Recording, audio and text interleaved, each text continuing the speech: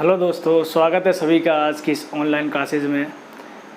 मैं Sunil sir from Aryan coaching classes आपका स्वागत करता हूं। जैसा कि सर बच्चों आप जानते हैं कि हमारा जो टॉपिक चल रहा था इलेक्ट्रिक फील्ड, उसमें कुछ एक दो इम्पोर्टेंट टॉपिक बचे हुए हैं। उसके बाद ये टॉपिक फिनिश होगा। इसके बाद हम न्यूमेरिकल की भी चर्चा इसमें करेंगे, तो जुड़ जाइए।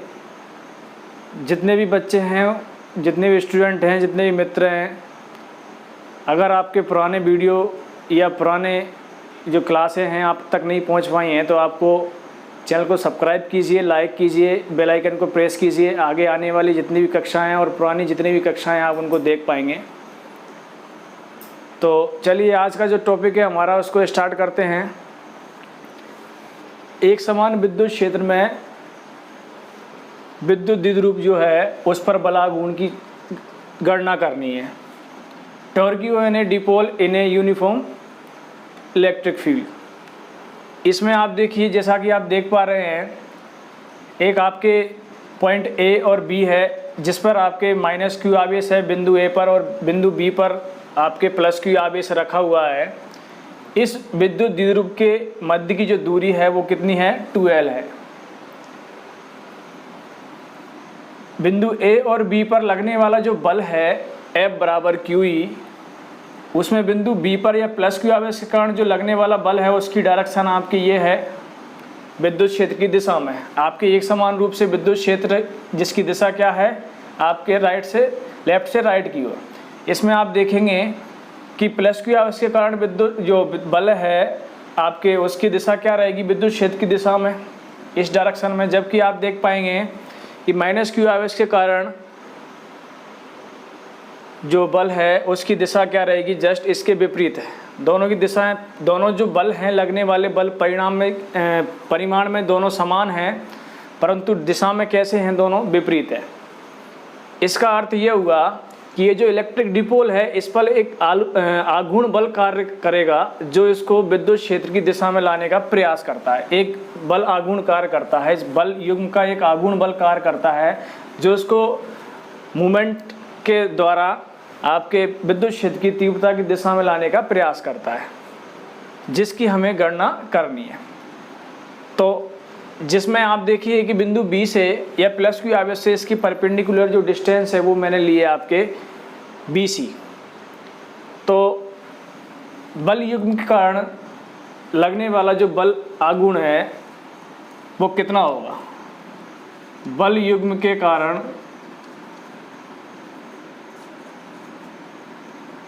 या बल युग्म का बल आघूर्ण टॉर्क्यू, टो बराबर बल इंटू दोनों बलों के मध्य की क्रिया रेखा या बलों के मध्य की क्रिया रेखा दूरी।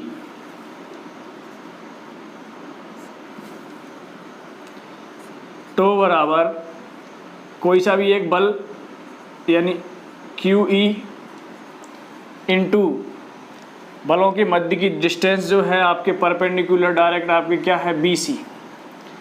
इस BC को फाइंड करने के लिए आप देखिए इस राइट एंगल ट्राइंगल में आपके BC फाइंड करना है।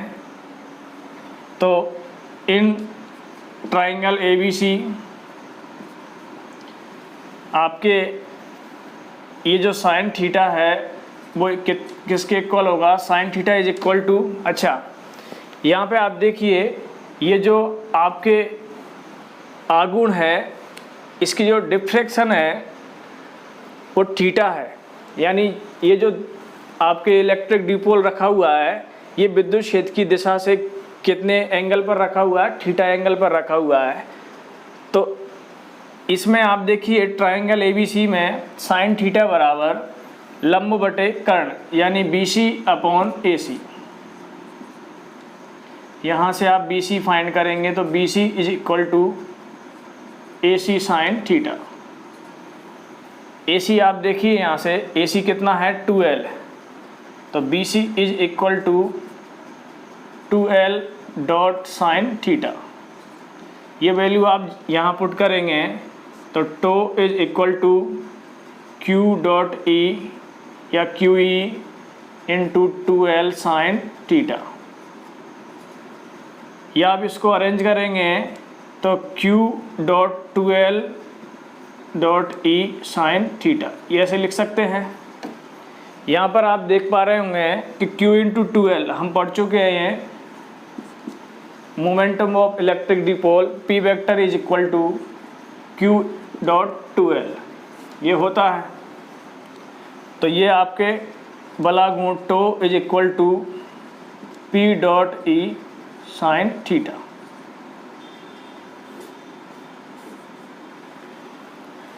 अब यहाँ से कुछ कंडीशनों की बात करें, यानी कि ये जो आपके इलेक्ट्रिक डिपोल है इसका जो एंगल है ये अगर चेंज होगा तो आपके बला गुण का मान कितना होगा।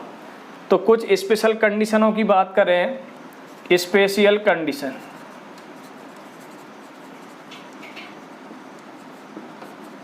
तो नंबर फर्स्ट, यदि थीटा जो है वो कितना हो 0 डिग्री, यानी ये जो है एंगल कितना हो 0 degree parallel to electric intensity of electric field. Theta अगर 0 डिग्री होगा तो आपके साइन 0 कितना होता है 0 होता है। तो यहाँ से आप देख पा रहे होंगे कि tau is equal to P E sine 0 कितना हो जाएगा 0। ये आपके संतुलन की अवस्था कहलाएगी जब इस द्विध्रुव पर कोई बल आघूर्ण कार्य नहीं करेगा। दूसरी कंडीशन की बात करते हैं, इसमें आपके अगर ये एंगल जो है theta is equal to 90 degree, यानी ये परपेंडिकुलर हो जाए, अगर ये विद्युत क्षेत्र के लंबवत हो जाएगा तो बल आघूर्ण की बात करें तो साइन थीटा यानी साइन 90 कितना होता है 1। तो टो मैक्स अधिकतम बल आघूर्ण की कंडीशन में tau max is equal to P dot E. Clear. Number third, अगर कंडीशन की बात करें हम तो इसमें ये जो थीटा है एंगल ये क्या हो सकता है, अभी हमने 0 किया फिर परपेंडिकुलर किया फिर कितना हो जाएगा 180। तो थीटा इज इक्वल टू 180 हो तो फिर आपके ये टो कितना होगा, tau is equal to P E sine 180।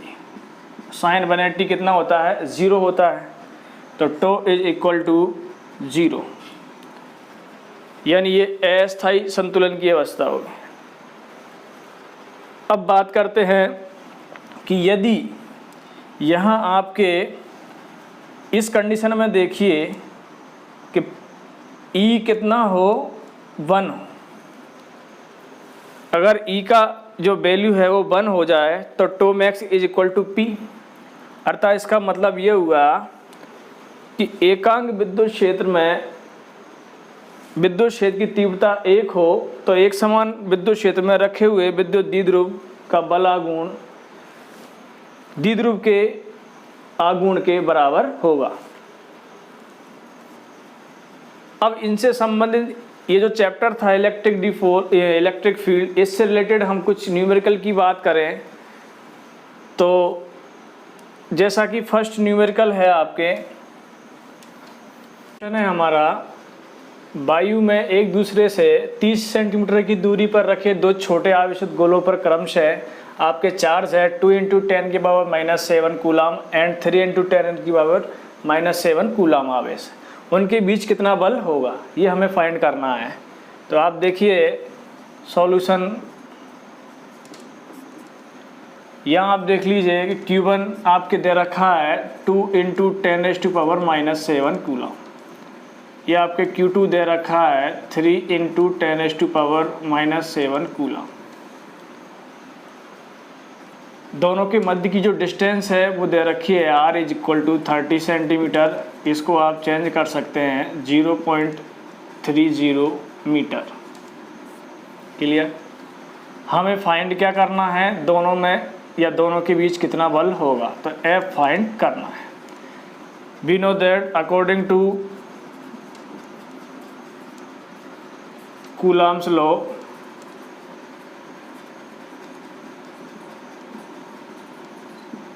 According to Coulomb's law F क्या होता है, F is equal to 1/4 pi epsilon not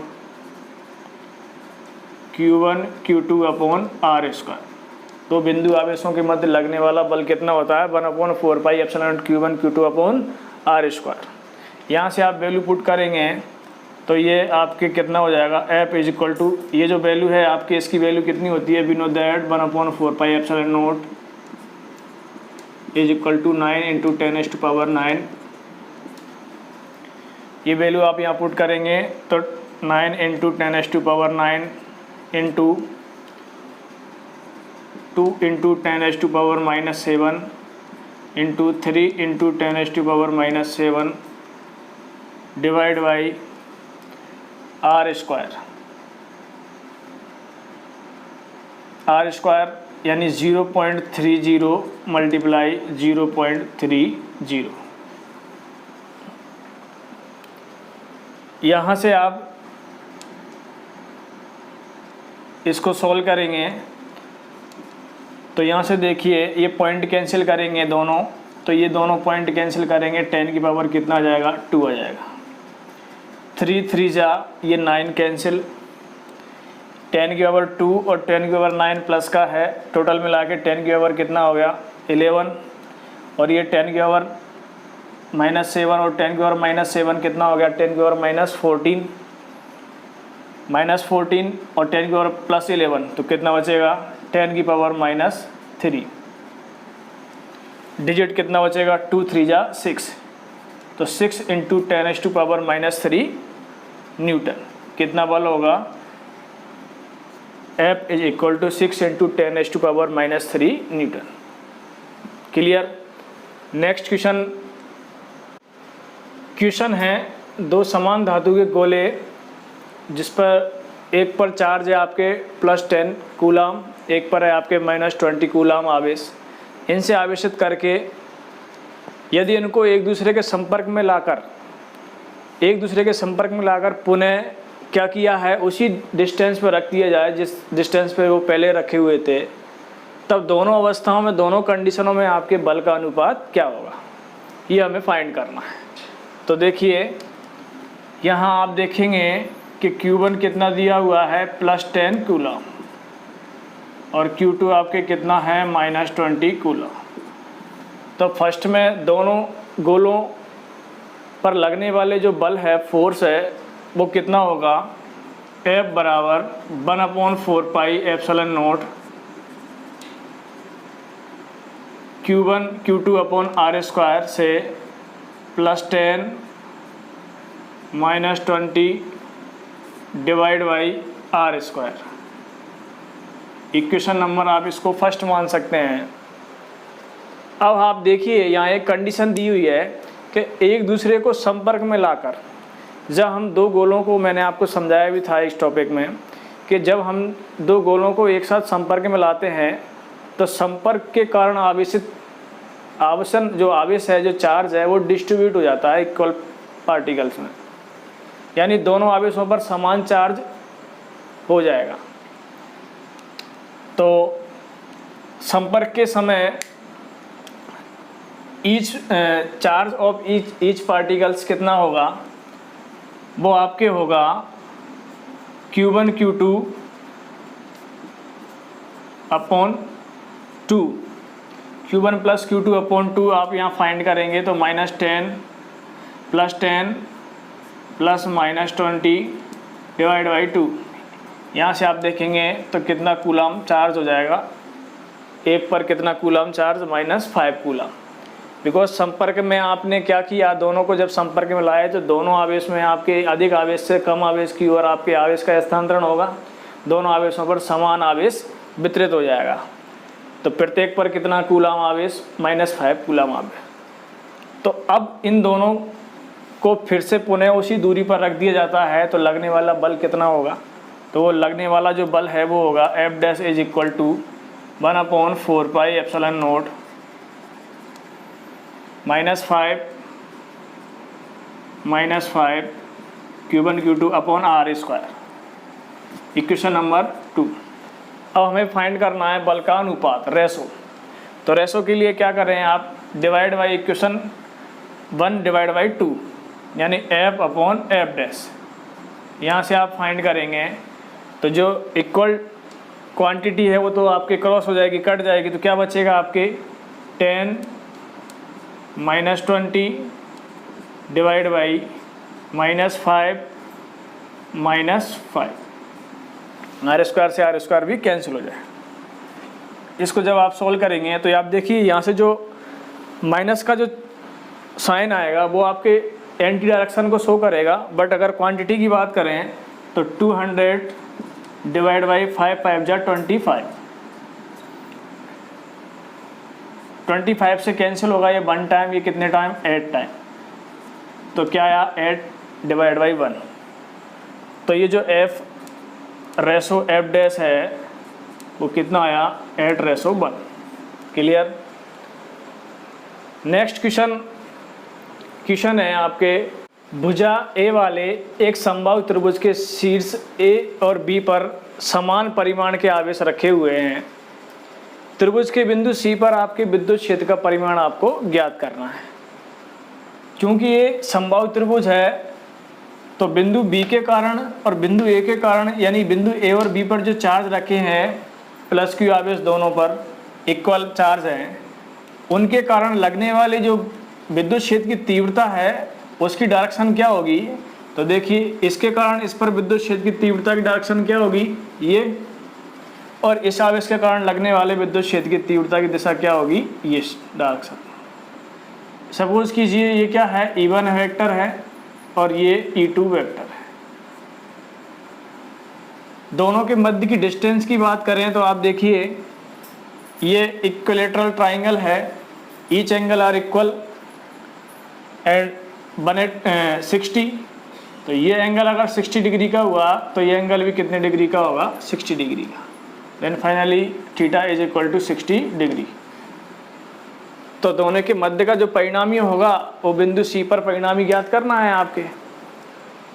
तो यहाँ से देखिए आप पॉइंट ए पर जो चार्ज रखा है क्यू आवेश, इस क्यू आवेश के कारण सी पर विद्युत क्षेत्र की तीव्रता इंटेंसिटी ऑफ इलेक्ट्रिक फील्ड क्या होगा आपके E1 बराबर 1/4 pi epsilon naught Q upon distance कितनी है दोनों के मध्य की A, तो Q upon A square. Equation number first. Same as it is point C पर जो बी पर रखा हुआ है चार्ज जो पार्टिकल प्लस क्यू है उसके कारण आपके विद्युत क्षेत्र की तीव्रता यानी इंटेंसिटी ऑफ इलेक्ट्रिक फील्ड कितना होगा, तो E2, अच्छा इसकी डायरेक्शन कितनी क्या होगी आप देखिए थोड़ा सा, इसकी डायरेक्शन AC के अकॉर्डिंग, तो आप यहाँ लिख सकते हो डायरेक्शन कितनी होगी AC दिशा में, AC दिशा में। यहाँ से आप देखिए E2 1/4 pi epsilon naught Q upon R square A square. Distance अभी भी कितनी है A है, इसको इक्वेशन नंबर 2 मान सकते हैं। इसकी डायरेक्शन किसके अकॉर्डिंग होगी BC के अकॉर्डिंग, BC दिशा में। अब बात करते हैं बिंदु C पर परिणामी विद्युत क्षेत्र की तीव्रता कितनी होगी। तो आप यहाँ देखेंगे कि फाइनली परिणामी विद्युत क्षेत्र की तीव्रता ER बराबर √ E1 square plus E2 square plus 2E1 E2 cos theta. Angle कितना है 60 डिग्री, तो कॉस 60 डिग्री। क्लियर। अब यहाँ से देखिए आप दोनों की जो क्वांटिटी है वो क्या है सेम, E1 और E2 परिमाण में कैसे हैं सेम। यहाँ से देखिए तो because E1 is equal to E2, आप इसको E वेक्टर मान सकते हैं दोनों। तो यहाँ से देखिए √ E1 square plus E1 square plus 2E1 यानी E इसको आप E मान के चल रहे हैं, E1 और E2 दोनों क्या हैं इक्वल है। और cos 60 का मान कितना होता है 1/2। यहाँ से देखिए 2 से 2 कैंसिल, तो ये कितना हो गया √2e² प्लस e.e कितना हो जाएगा, ये भी e², दैट मीन्स 3e², यानी √3.e। यहाँ से आप वैल्यू पुट कर सकते हैं, तो e की वैल्यू कितना है 1/4πε0, दोनों ही सेम हैं आपके, तो 1/4πε0 q/a² कितना √3। ये आ गया बिंदु C पर परिणामी विद्युत क्षेत्र की तीव्रता। तो आज हमारी क्लास को यही समाप्त करते हैं। कल पुनः आपके जितने क्वेश्चन हैं न्यूमेरिकल्स हैं और कुछ टॉपिक्स आपके थ्योरेटिकल टॉपिक्स हैं, उनको मैं आपको थोड़ा सा लेट बताऊंगा। बाकी आप देखिए, इससे पहले जितने भी वीडियो हैं जिन बच्चों ने वो आप नहीं देखे हैं उनको आप देख सकते हैं आराम से। तब तक के लिए धन्यवाद।